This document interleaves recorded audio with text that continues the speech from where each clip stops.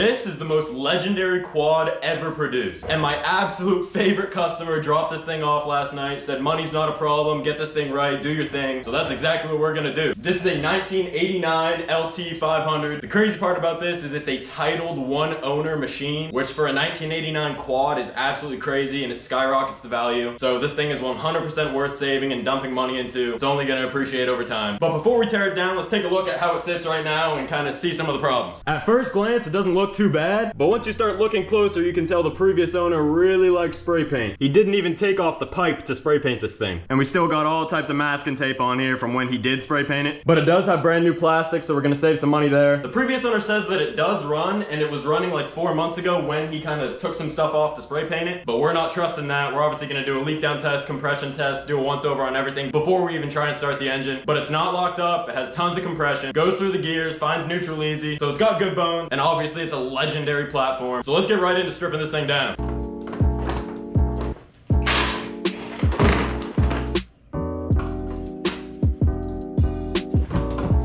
Now we can get a closer look at what's really going on in here. The pipe is actually in good condition. This will polish up perfect. And vapor blast and powder coat pretty much every other piece of this machine. But first things first, we're gonna do a leak down test, exactly how it sits. If you don't know what a leak down is, you plug the exhaust, plug every hole that goes into the combustion chamber, then hook up some air with a PSI gauge into the intake, and then put 5 to 8 pounds of air into the combustion chamber. You should be able to hold 7 PSI for 7 minutes. Then you take a spray bottle with soapy water, spray it around, see if it's leaking. You get the gist. So let's get into it. So let's go ahead and give it 6 pounds of air, and I can already see it's leaking.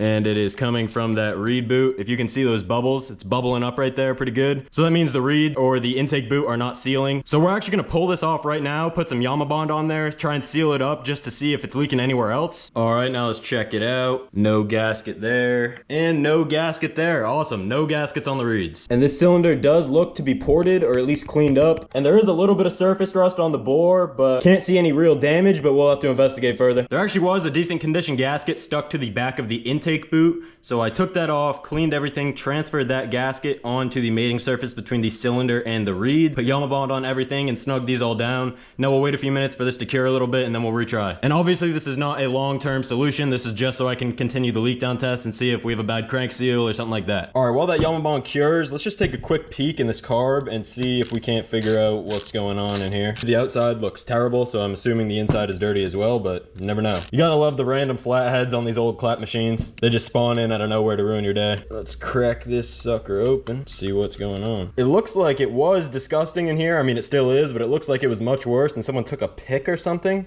and was just mauling the bottom of this thing trying to get it clean. Oh, this is corroded as well. All right, well, let's get this soaking in carb clean and see what kind of jets are in here. Let that marinate. Let's see what we got cooking. Oh, that was incredibly loose. It wasn't even tightened. We have a 440 main jet in here right now. Grab my Widow screwdriver to get the pilot jet out. This is a 35 pilot and a 440 main.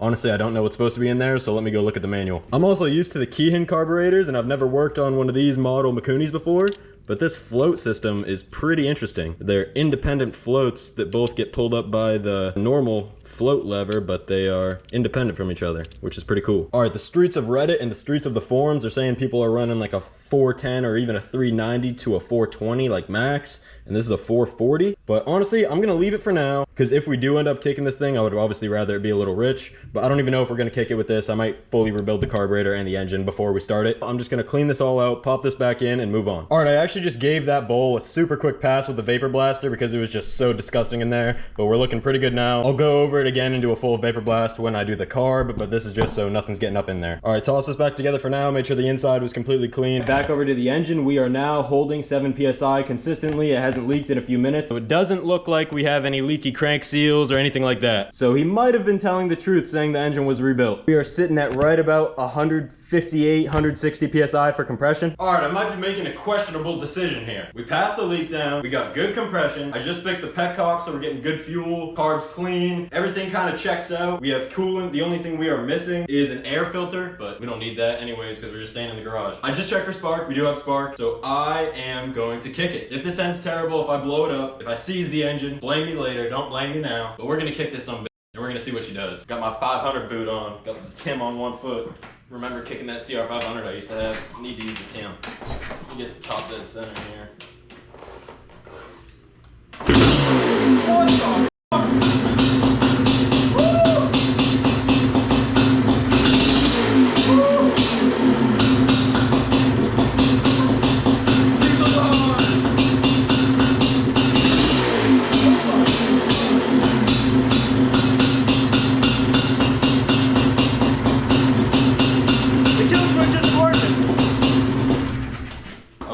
pliers to pull off the spark plug boot. Or I could have just covered the intake with my hand, but holy shit, guys, we're running. I did not think I was gonna get this thing running today. The whole plan was I was just gonna strip it down and send it off to powder today, deal with the engine later. But one thing led to another. And here we are, folks. This doesn't really change anything because I'm still gonna strip it down and do a full restoration on it, but it's pretty cool. Sounds pretty good. Silencer is definitely not packed, but all in all, this is a huge success. All right, we had our fun, but I'd say it's about time to tear this thing down, so let's get right to work.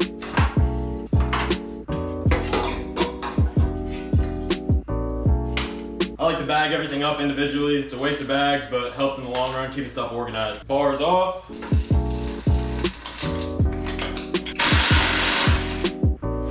First broken bolt, let's go. Well folks, my camera died and I was way too locked in to even think about stopping. But as you can see, we have it all stripped down. Every single piece individually bagged up, and all this stuff right here is getting sent to powder. A-arms, tie rods, and that brake connector is getting white. All this stuff is getting OEM blue. Shock springs are getting the OEM yellow, and we'll be vapor blasting the swing arm because it's aluminum. The engine's over here on the bench, and I gotta figure out what I'm gonna do about repainting this engine, because ideally I would strip it all down so I can sandblast or vapor blast it and then paint it. And the customer says he doesn't want to wait to split cases and add time, so he'd rather just paint it like this. So I gotta figure out how to get all this old paint off here and then repaint it with some high temp engine paint. But as you can see, there's at least 2 or 3 coats of paint on this thing from over time people just spray painting over. But we're gonna deal with that when we get back from dropping this off at powder. I plugged up or taped off every single hole on this thing and then sprayed stripper on it and then wrapped it with saran wrap. So hopefully all these layers of spray paint come off pretty easily. If not, we might have to tear this thing down and sandblast it. All right, it came off pretty good, and I just threw on a layer of primer on it, and then we'll let this cure for a little bit and then we'll paint it. Okay, now for the air and fuel systems. Every piece you see has either been vapor blasted or ultrasonic cleaned. So let's throw all this stuff back together.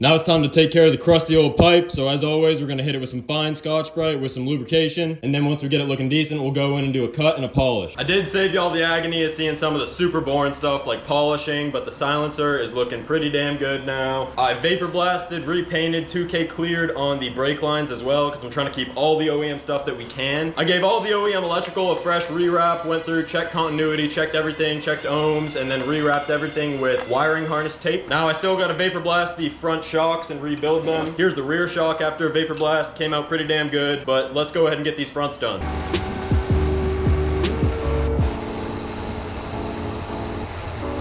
The sight glass on the master cylinder right here was all busted and cracked, so I went ahead and ordered a few replacement ones. Just gonna stick an O-ring in there and then press in the new sight glass. There we go. I just put a washer over the top and stuck it in the vise from here to here and press it in a little bit, and now we're good to go. All right, here's the rear caliper, and as you can see, we broke a bolt and then drilled it out, broke a drill bit in there, drilled it out again, and then broke the bolt extractor off inside. This thing sucks. As you can see, I ended up just damn welding a nut onto it because that thing was not coming out no matter what. But I just TIG welded this nut to the end of it, to the threads that I saw, and it came right out.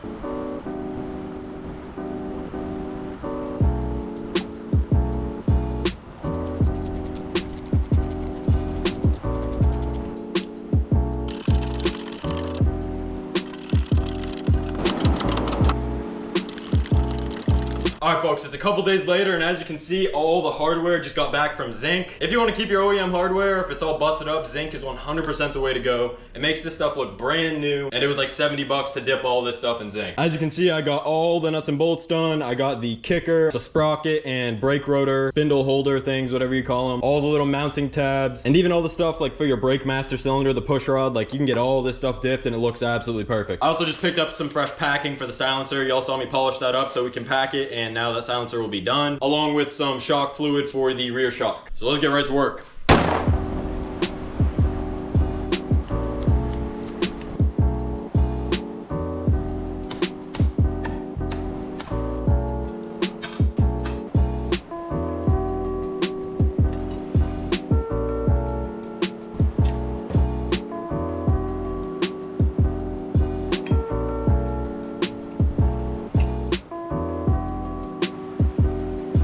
Alright folks, the day has finally come. We got absolutely everything back from powder. I already greased everything up, put new bearings, seals and everything, the A-arms, the front hubs, put the knuckles onto the hubs, so everything should be ready to go. I tried to save y'all some of that agony of watching me work the press for another hour. So let's just put this damn thing together.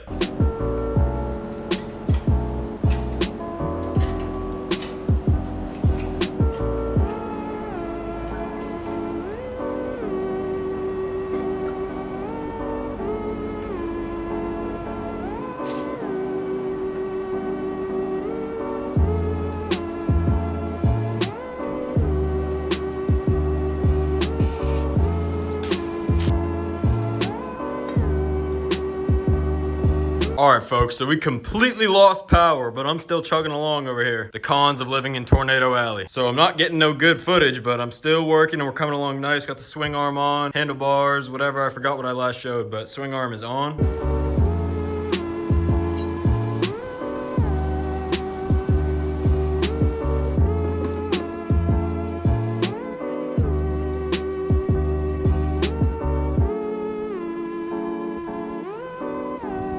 Structurally, I'd say we're 99% there. Everything's hooked up, everything's connected. So before we throw in all the cosmetic stuff and do the wheels and anything else, I'm gonna start it with the airbox on to see if we have to change jetting real quick. Just make sure it still starts up and idles fine. Obviously, we're gonna do full plug chops and tuning later. But I'm gonna pause real quick, start it, and make sure everything's still working smoothly. Oh, it kicked back so hard. Oh.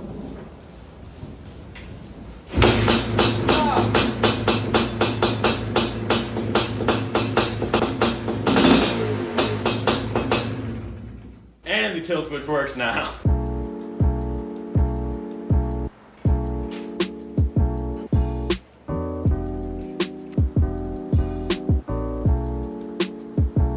As you can see, I've been very busy. I'm not gonna lie, I was kind of slacking with the camera work, missed some shots, missed some steps. But the customer was getting this build done, wanted it ASAP, and he was in a very big hurry. And trying to rush without rushing is damn near impossible. So adding recording to the mix just doesn't work. I hate rushing builds because you're gonna be sloppy, you're gonna mess stuff up, you're not gonna take your time. But I tried to go as slow as I could while trying to get it done fast, so that's why I missed some shots. But as you can see, we are damn near done. I mean, this thing looks amazing. So let's go ahead and throw the graphics on this thing, and then we can do a once over, do our checklist, make sure everything's fine, then we can take it on a test ride.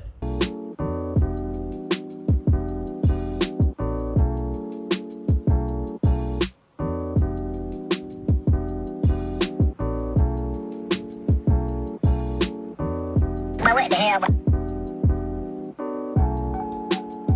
Well folks, here she is. It's hotter than sin out here and I'm sweating my ass off, but it's about time we take this sucker for a spin. So let's go ahead and kick it.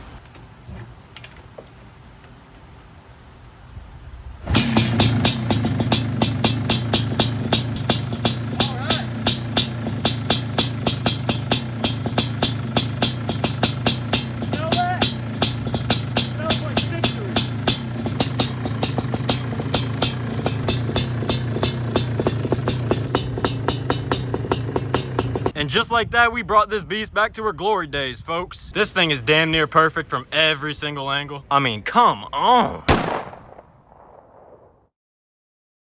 That's what we do here.